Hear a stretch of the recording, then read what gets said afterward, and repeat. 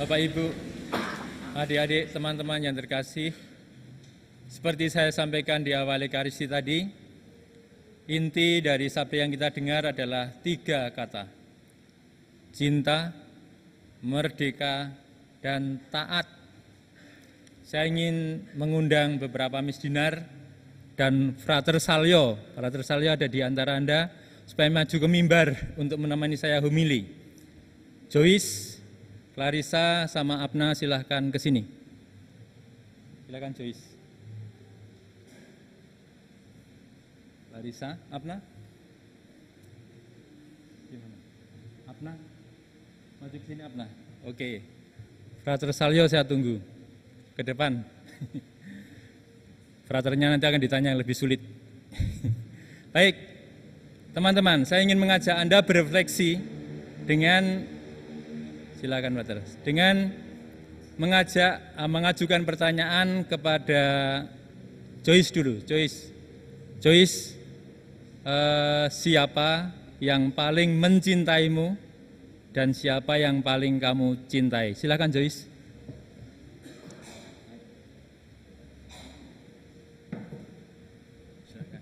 Siapa yang mencintaimu dan siapa yang paling kamu cintai? Yang mencintai saya itu adalah mama saya. Mama. Terus? Dan yang paling saya cintai itu mama saya juga. Mama saya juga. Makasih Joyce, makasih. Ya. Yang kedua Apna. Apna silakan naik ke panggung. Silakan sini. Siapa yang paling mencintai Apna? Ibu. Ibu. Nah, oke. Bagaimana cara ibu mencintai Apna? Dengan membayar SPP sekolah. Betul itu. Dengan membayar SPP. Terima kasih Apna. Terima kasih. Sederhana itu? Siapa yang paling mencintai? Ibu. Caranya bagaimana? Membayar SPP. Sederhana sekali dan itu tidak keliru. Ya, Clarissa, naik Clarissa. Pertanyaannya sama. Siapa yang paling mencintai Clarissa dan siapa yang paling Clarissa cintai? Yang paling mencintai saya kedua orang tua saya dan yang paling saya cintai mama. Kenapa? Karena mama rela mengorbankan nyawanya waktu melahirkan saya, Romo. Nah, makasih Clarissa. Frater Salyo. Nah, ada yang mau bertanya pada Frater Salyo? Frater Salyo maju dulu. Sebentar. Frater Salyo ini adalah Frater Pranovis yang sedang menyiapkan untuk masuk novisiat. Pertanyaan untuk Frater Salyo adalah siapa ya yang paling mencintai Frater Salyo? Itu dulu. Silakan. Baik Romo, kalau dari saya jawabannya yang paling mencintai saya dalam hidup saya adalah ibu saya Romo. Lihat, ibu. Ya. Bagaimana cara ibu mencintaimu? Bagaimana cara ibu mencintai saya itu ditunjukkan dengan pengorbanannya. Kalau saya lihat, ibu saya itu sudah berkorban banyak hal sampai saya bisa ada di titik ini. Mendidik saya, mengajari saya banyak hal, terutama bagaimana caranya jadi laki-laki yang bertanggung jawab di zaman sekarang ini, entah sebagai Romo atau nantinya sebagai seorang kepala keluarga. Itu dari ibu saya, Romo. Makasih. Satu lagi. Ya, siapa yang paling Frater cintai? Dan yang paling saya cintai juga tentu adalah ibu saya sendiri, Romo. Oke, kenapa? Karena saya merasakan kalau ibu saya sudah memberikan banyak cintanya kepada saya, sudah layak dan sepantasnya saya membalas cinta itu kepada ibu saya yang sudah berkorban banyak juga, Romo. Terima kasih. Ya. Kita beri tepuk tangan. Bisa kembali ke tempat.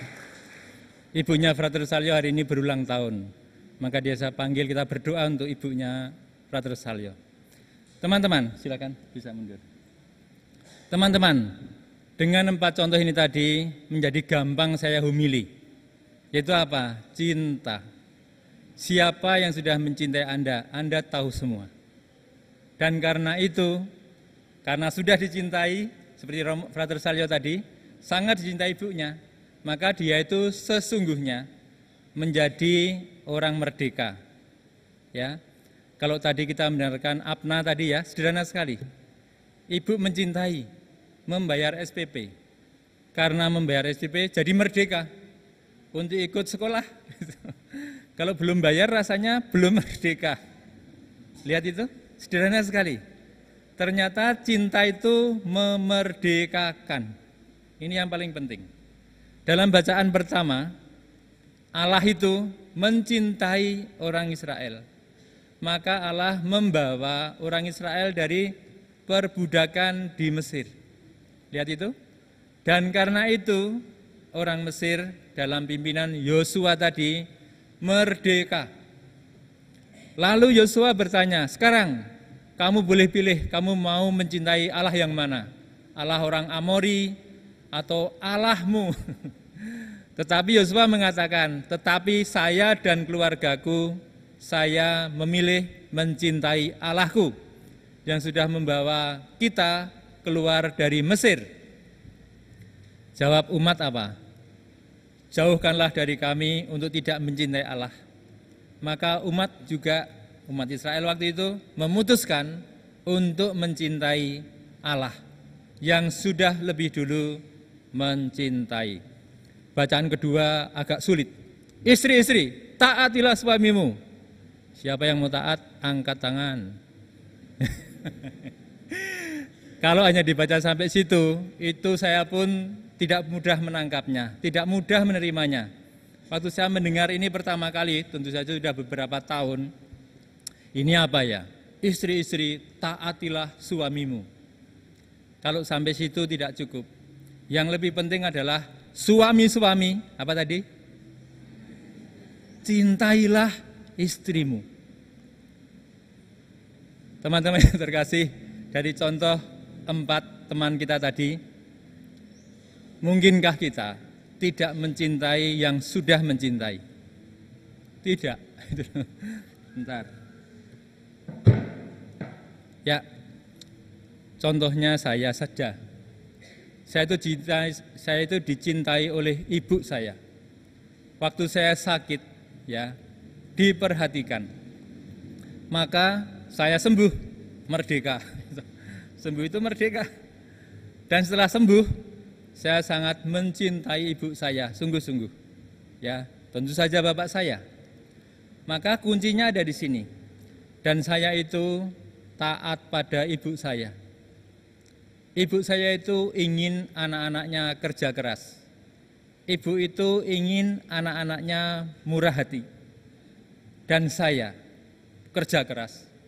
Dan saya cukup murah hati. Itu cara saya mencintai ibu saya. Ya, enggak usah disuruh saya kerja keras. Ya, enggak usah disuruh saya murah hati, karena saya tahu ibu saya itu pekerja keras dan murah hati. Lihat ini sederhana sekali, ya. Maka apa? Bacaan kedua sederhana membacanya. Suami-suami, cintai istri dan anakmu. Maka kalau suami itu sudah mencintai, dia pantas ditaati. Jelas toh? Kalau tidak mencintai, susah mau taat. Tapi kalau suami itu sungguh mencintai, kita dengan mudah menjadi merdeka dan taat. Teman-teman, ini terjadi dalam hidup sehari-hari. Siapa saja yang dicintai akan merasa merdeka.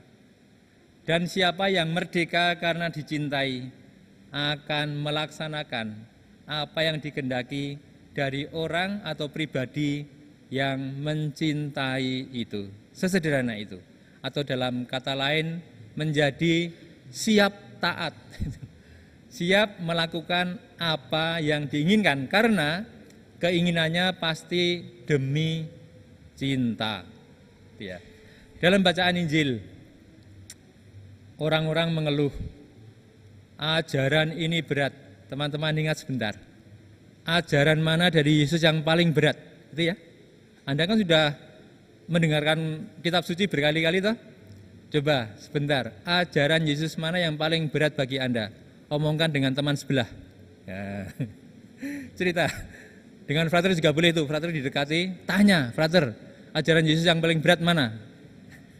Atau frater mendekat juga boleh. Silakan. Frater Evan tuh dekat dengan ibu. Coba, jangan diam saja. Ajaran Yesus mana yang paling berat bagi Anda?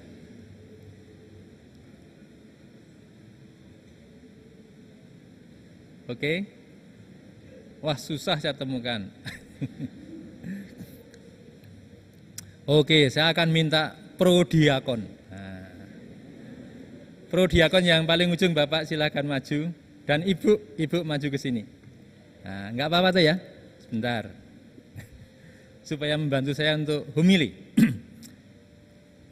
Ibu, perintah Yesus, ajaran Yesus yang mana yang menurut ibu paling berat? Menurut saya ajaran yang paling berat dari Kristus adalah mengasihi musuh. Lihat, terima kasih.